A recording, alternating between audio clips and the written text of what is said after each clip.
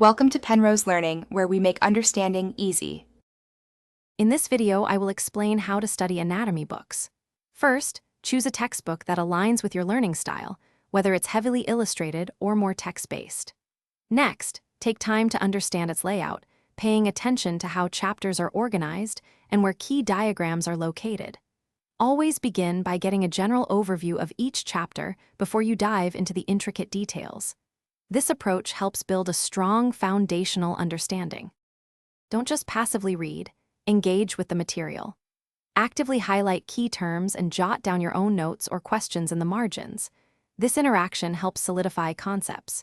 Crucially, utilize every diagram and illustration to visualize the intricate anatomical structures. Better yet, try drawing your own sketches. This hands-on approach significantly enhances your understanding of spatial relationships and helps commit information to memory.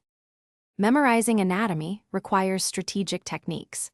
Employ spaced repetition, reviewing material at increasing intervals to strengthen recall over time. Don't shy away from creating your own mnemonics or acronyms for those particularly challenging anatomical names. They can be incredibly effective.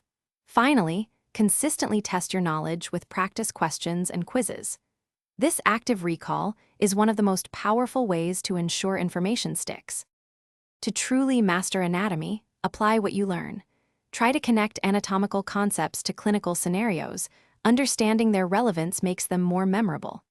Consistent review of previously learned material is also vital for long-term retention. Don't forget to check the description for a link to some fantastic darn tough socks with a lifetime warranty, along with other great deals. Keep practicing, stay curious, and you'll build a robust understanding of the human body.